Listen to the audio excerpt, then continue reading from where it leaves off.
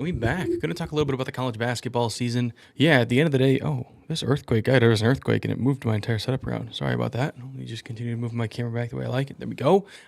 Yeah, obviously this season is nearing an end, but this season has been pretty fucking incredible, right? Obviously the rise of Auburn. Duke is back in the national prominence led by Cooper Flagg. Before we get into the video, I do want to give a shout out to Carmelo Anthony because speaking of Cooper Flagg, the most recent one and done. Carmelo Anthony was pretty much the modern generation's first one and done. I'm sure there was more guys before that, but obviously Melo was the most recent one. He led Syracuse to a Big East championship 2003, led them to a national championship. And I just don't think he gets his props. Obviously, Syracuse is not the team this year, and they're probably not going to. I would be shocked if they made a tournament, but Kian Anthony, I don't know how to pronounce it. I'm sorry. He's going to be the guy next year at Syracuse, along with some other players we'll talk about soon. But just want to give my props to Carmelo Anthony, NBA Hall of Famer, absolute dog. But this video, we're going to talk about the March Madness stars to watch in this season's conference tournaments, right? Conference tournaments start. I'm recording this on Sunday, March 9th. You will see this video on Tuesday, March 11th.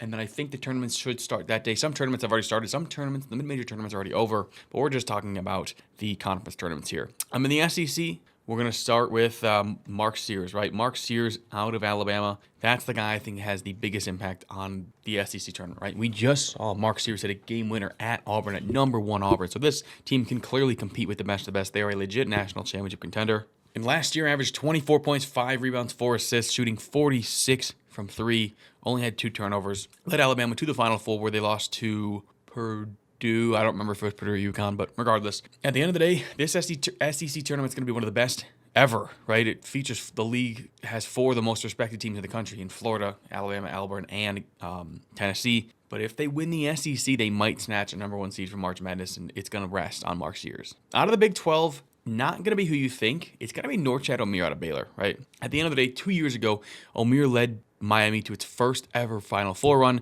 10 points, 12 rebounds, 2 steals on that Miami team. Transfer to Baylor this season has not been the way you expected. They've been bad, great, and good all year.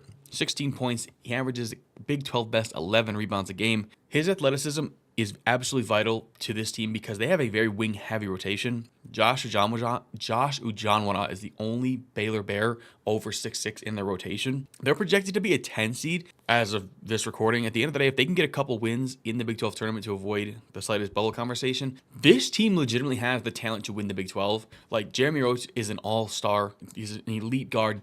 VJ Edgecombe has all the athleticism in the world. They can compete with the best teams in the conference. They came back down 21 against Kansas. They just competed with Houston. Or Omir's a stud. Joshua Jamana is an absolute monster.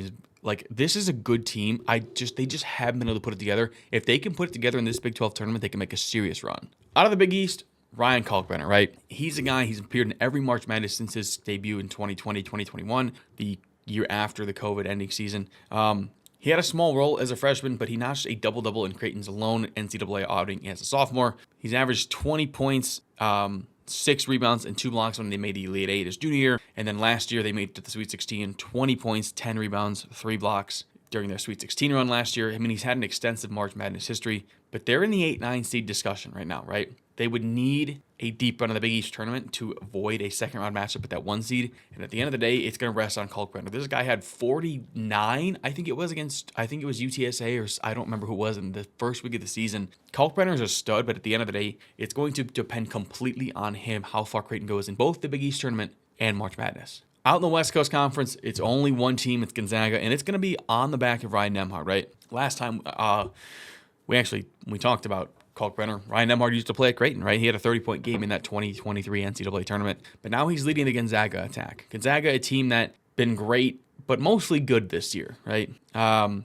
to be a second big dance with Gonzaga. Obviously, last year led them to a Sweet 16, but Gonzaga, again, flirting with that 8 to 9 seed range as the West Coast Conference tournament begins. The way the West WCC tournament is, they're only going to have to play 2 games, right? They're already automatically in the semifinals because they finished second in the conference. Last year, he averaged 9 and 9. But he's even more important this season. He's up to 11 and a nation best 10 assists. He's going to be the catalyst for anything Gonzaga does this postseason. So their success in the West Coast Conference tournament, I imagine they win that semifinal game. But the theoretical conference championship matchup against St. Mary's, who's been great all year, great, right? They're the best team in the West Coast Conference. It's going to depend on Andrew Nembhard.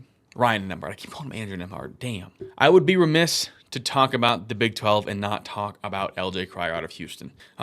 He only played a handful of minutes in the 2021 run that he was on with Baylor, but he has a pivotal role on both this team and the 2 other NCAA tournament trips he's been in, right? When he played for Baylor back in 2023, he had 30 points in that second round matchup. He then transferred to Houston. He's averaged 17.3 points per game in March Madness with Houston.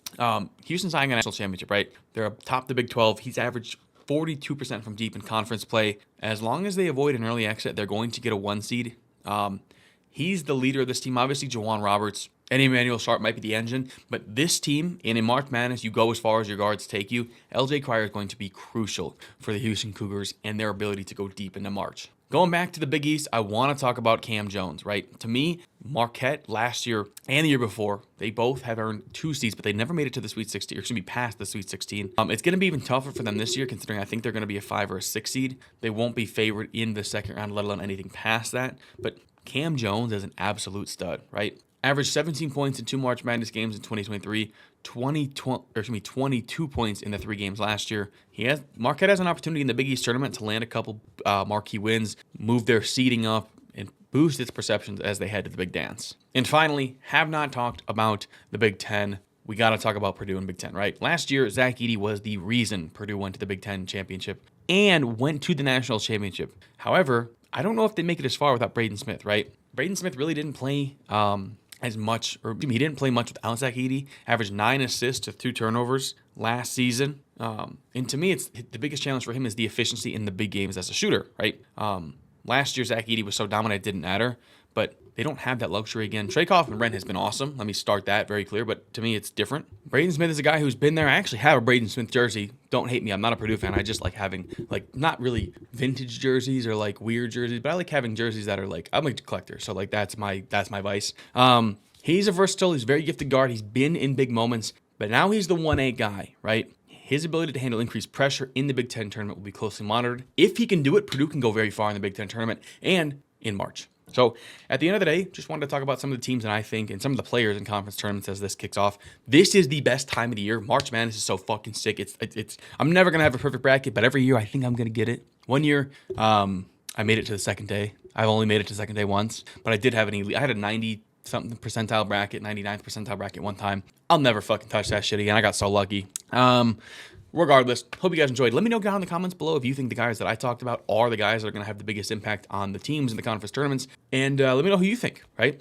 Make sure to comment down below, like and subscribe. And YouTube thinks you're going to like this video. Find out if they're right.